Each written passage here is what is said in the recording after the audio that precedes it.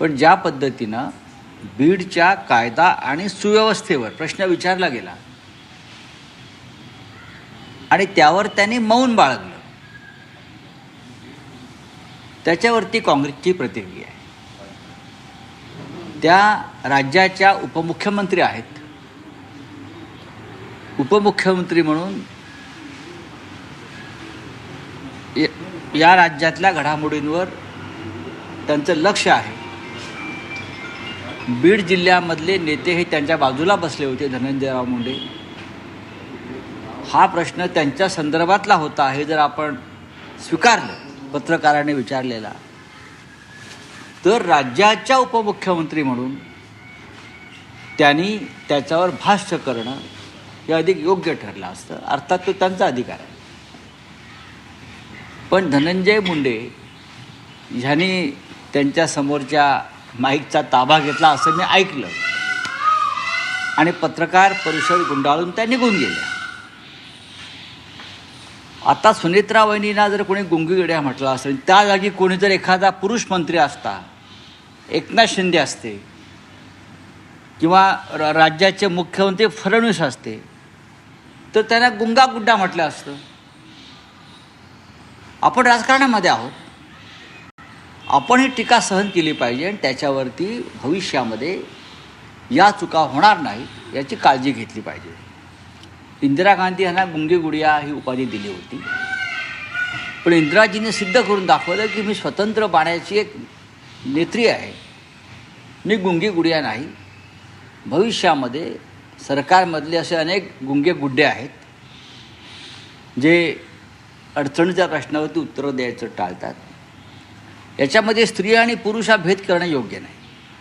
आपण घटनात्मक पदावर बसलेलो आहोत, मग स्त्री असेल किंवा पुरुष असेल. हा काय एखाद्या स्त्रीचा अपमान आहे किंवा पुरुषाचा अपमान आहे असं मला वाटत नाही.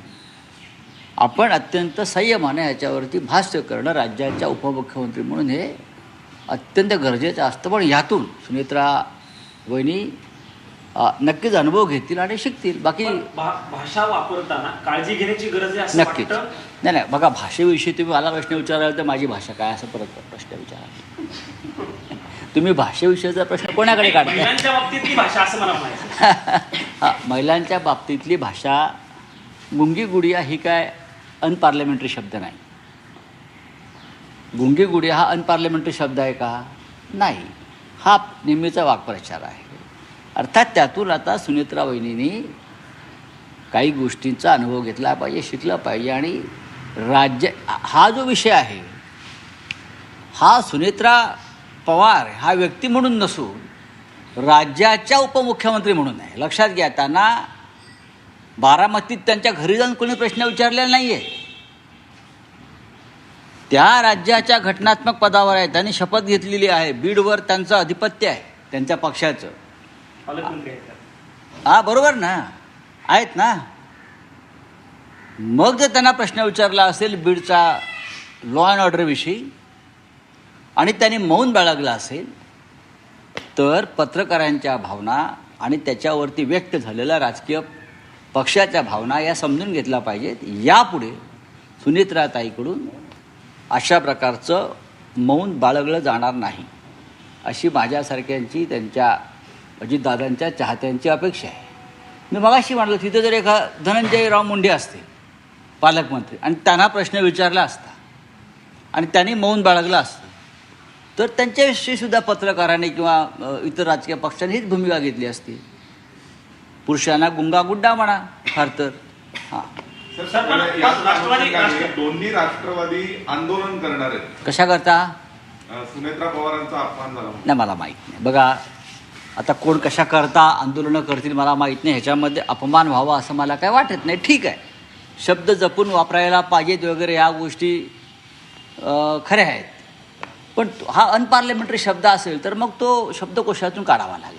नाही, पण ज्या पद्धतीने काल सूरज चव्हाण राष्ट्रवादी काँग्रेस पक्षाचे युवकचे माजी प्रदेशाध्यक्ष आहेत अजित पवारांच्या पक्षाचे, त्यांच्यासह इतर काही पक्षाचे कार्यकर्ते थेट काँग्रेसच्या ऑफिसला गेले.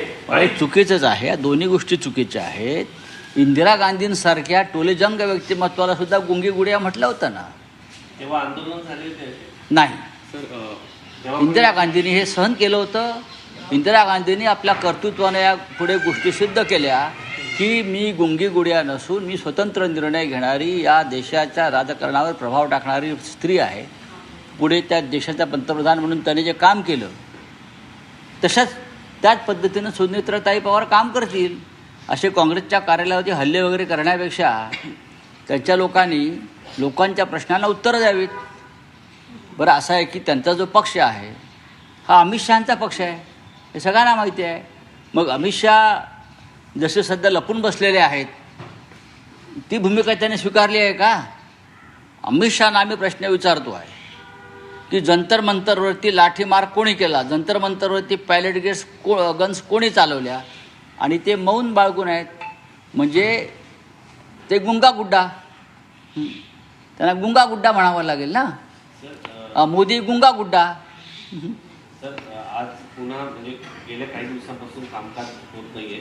आज होणार नाही, होत नाही, यापुढे होणार नाही.